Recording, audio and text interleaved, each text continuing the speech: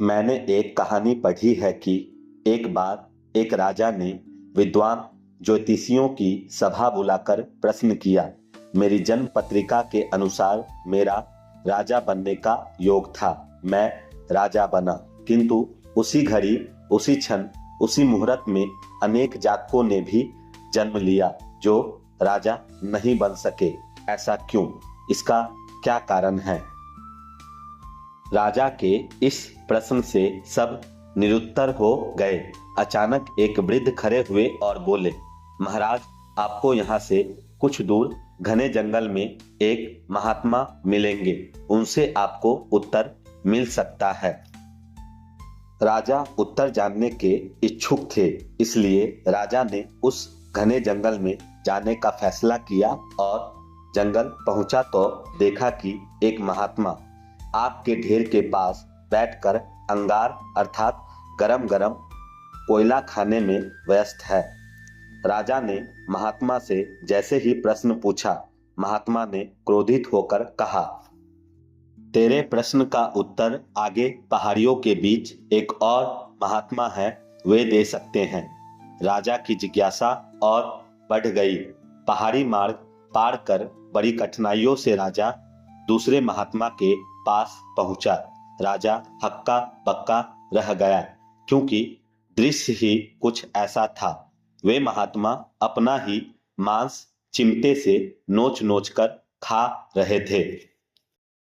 राजा के प्रश्न पूछने पर राजा को महात्मा ने डांटते हुए कहा, मैं भूख से बेचैन हूं, मेरे पास समय नहीं है।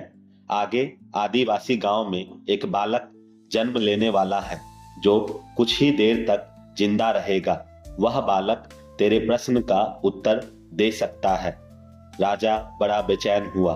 बड़ी अजब पहेली बन चुका था उसका यह प्रश्न। राजा की उत्सुकता प्रबल थी। राजा पुनः कठिन मार्ग पार कर उस गांव में पहुंचा। गांव में उस दंपत्ति के घर पहुंचकर सारी बात कही। जैसे ही बच्चा ने जन्म लिया, दंपत्ति ने नाल सहित राजा के सम्मुख बच्चे को उपस्थित किया। राजा को देखते ही बालक हंसते हुए बोलने लगा, राजन, मेरे पास भी समय नहीं है, किंतु अपना उत्तर सुन लो। तुम, मैं और दोनों महात्मा 7 जन्म पहले चारों भाई राजकुमार थे। एक बार शिकार खेलते खेलते हम जंगल में 3 दिन तक भूखे प्यासे भटकते रहे। अचानक हम चारों भाइयों को आटे की एक पोटली मिली। हमने उसकी 4 बाटी सेकी और अपनी अपनी बाटी लेकर खाने बैठे ही थे कि भूख प्यास से तड़पते हुए एक सज्जन वहां आ गया। अंगार खाने वाले भैया से उन्होंने कहा, बेटा, मैं 10 दिन से भूखा हूं, अपनी बाटी में से मुझे भी थोड़ा दे दो, मुझ पर दया करो, जिससे मेरा भी जीवन बच जाएगा।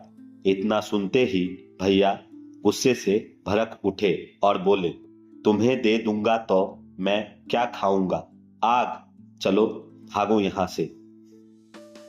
वे महात्मा फिर मांस खाने वाले भैया के निकट आए। उनसे भी अपनी बात कही, किंतु उन भैया ने भी सज्जन व्यक्ति से गुस्से में आकर कहा कि बड़ी मुश्किल से प्राप्त ये बाटी तुम्हें दे दूंगा तो क्या मैं अपना मांस नोचकर खाऊंगा?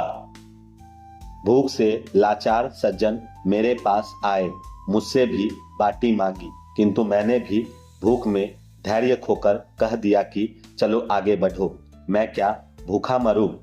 अंतिम आशा लिए वे सज्जन, हे राजन, आपके पास भी आए, दया की याचना की।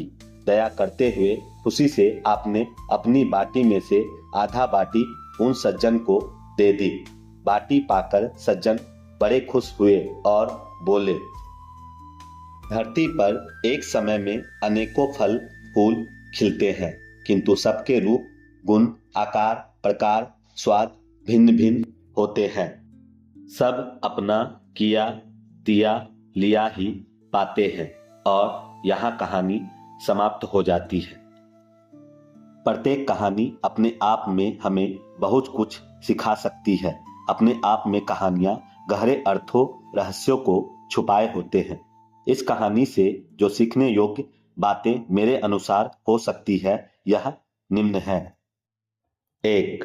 हमने कब, किस जन्म में किसके साथ क्या किया, इस बात से ज्यादा महत्वपूर्ण हमारा वर्तमान पहलू है। 2. जीवन में कभी भी इतनी देरी नहीं होती जहां से जीवन में परिवर्तन न किया जा सके। हम परिवर्तन के प्रबल इच्छुक नहीं होना चाहते हैं। एक संसार बाहर है और एक संसार हमारे अंदर है।